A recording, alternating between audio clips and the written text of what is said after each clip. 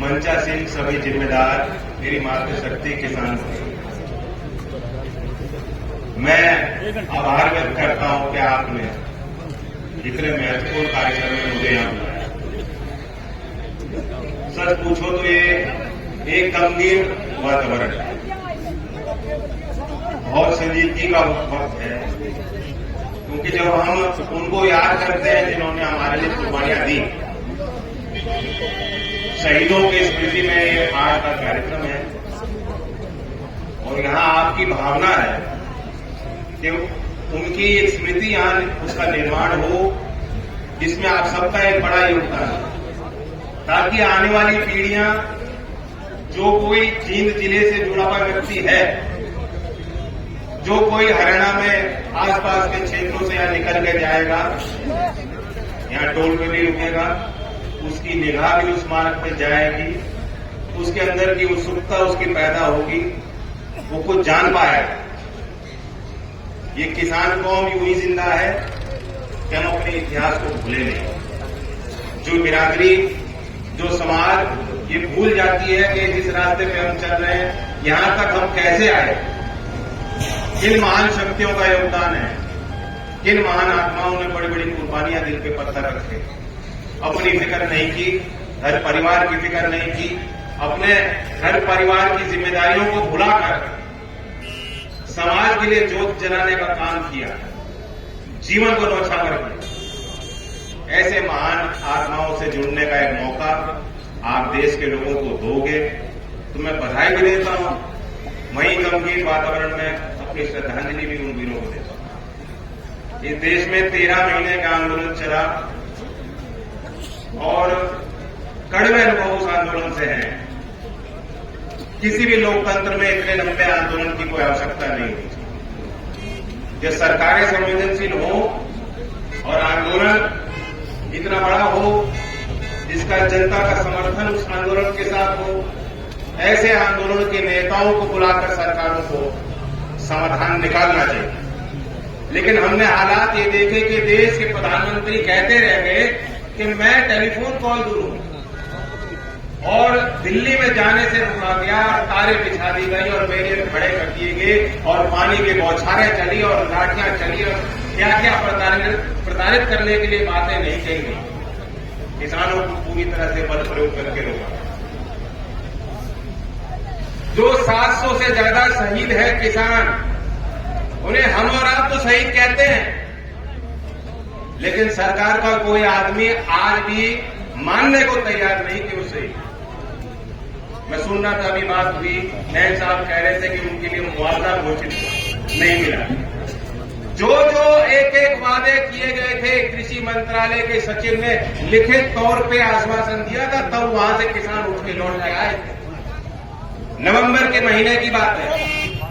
वहां किसान जितने संगठन थे, उन्होंने निर्णय लिया कि हम जीत गए, हमारी जो मांगे वो मानी गई, और इसलिए भाइयों, अपने बहनों, अपने घर घर लौटो, गांव में लौटो, अपने काम संभालो, ये कह के आंदोलन समाप्त। उन्होंने आश्वासन किया था कि जो किसान आंदोलन में जो लोग आए, जिन पे सरकारों ने दबाव बनाने के लिए मुकदमे दर्ज किए, एक एक मुकदमे को वापस लिया जाए।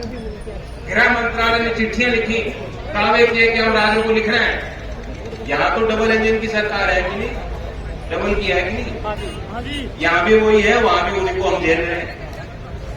अगर वहां दिल्ली की सल्तनत चाहती, सरकार चाहती, मोदी जी चाहते, अमित शाह जी चाहते, तो यहां की सरकार का मुकदमा वापस नहीं ले सकती।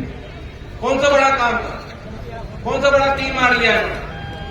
मुकदमे भी अभी तक वापस नहीं किए गए। मेरी जानकारी में है, किसान आंदोलन संगठनों से जुड़े नेताओं पे अभी भी वो मुकदमे चल रहे हैं, नोटिस उनको दिए जा रहे हैं। ये तो इतनी छोटी सी बात है। और बड़ा मुद्दा हमारा एमएसपी का था।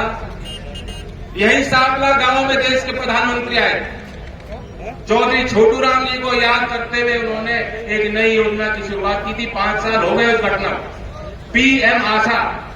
उन्होंने कहा अब तक तो लागत की और मूल्य की बात करते थे, आज से हमारी सरकार प्रतिबद्ध होगी कि अन्नदाता की आय को संरक्षित हम कराएंगे। मतलब सीधा सीधा मोदी जी खुद कह रहे थे कि एमएसपी का भाव दिया जाएगा, अगर नहीं मिलता तो भाव अंतर के माध्यम से हर एक किसान को हम नुकसान किसी का नहीं होने देंगे, सरकार की नहीं।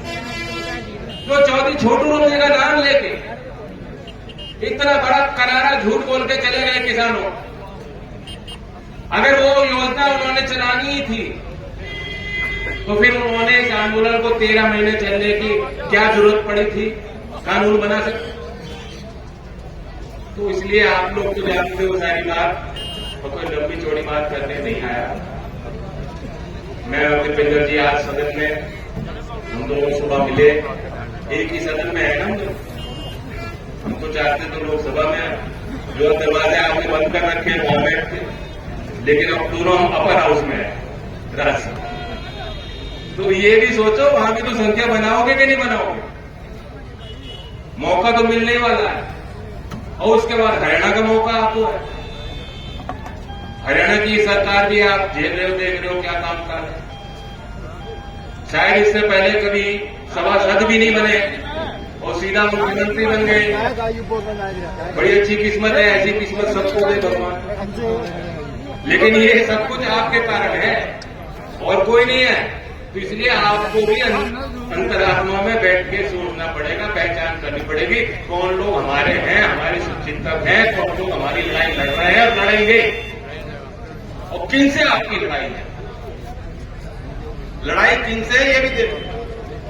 आज किसान वर्ग की आर्थिक तंगी पे, मंदी पे कोई कुछ नहीं कह रहा है। मैं और दीपेंद्र जी हाथ पकड़ के वहां सदन में कुछ कह दे तो कह दे, और किसी को कोई चिंता नहीं है। नाबार्ड के आंकड़े हैं कि आज देश के किसान पे 21 लाख करोड़ का कर्ज है।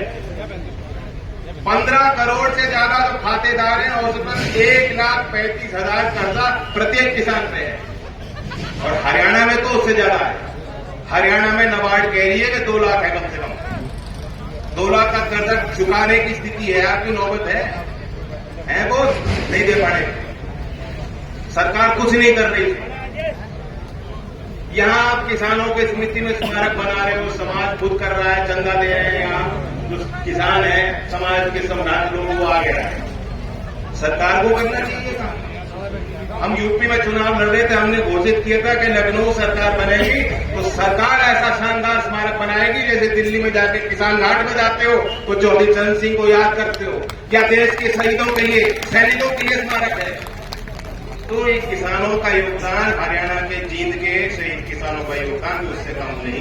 मैं कहूंगा कि आप जो कुछ कसर रह गई हो उसे दूर करो, भाजपा से छुटकारा दिलाओ, और हमारे दीपेंद्र जी बैठेंगे और निर्णय लेंगे और बहुत शानदार किसानों के स्मारक बनाएंगे।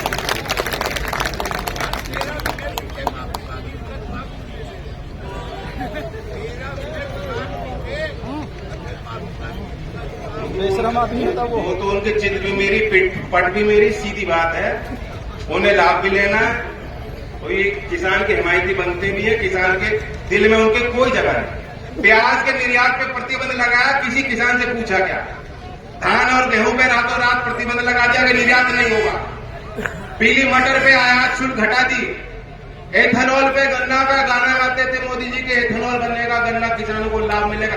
रातों रात बंद कर दिया कि चीनी की और चीनी की सिरे से कोई एथेनॉल निर्माण नहीं हो सकता। तो ये फैसले आपके हित के नहीं लेते, आपने देख लिया। आज मकसद नहीं है कि सारी वो बातें हम करें।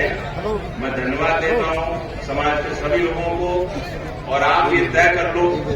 एक अलीना इतरत एक शायर है, उन्होंने कहा कि जिनके मजबूत इरादे बने पहचान, उनकी मंजिलें आप ही होती हैं आसान। तो चिंता करने की बात नहीं। अगली किसान की पीढ़ियां हैं जो हमारे यहाँ मौजूद हैं, नौजवान मौजूद हैं, ये धैर्य रखें, और जो हमारे महान जो हस्तियां रही हैं जिन्होंने शहादत दी, उनसे प्रेरणा लें और समाज में अपना स्थान पाएं। धन्यवाद। जय हिंद।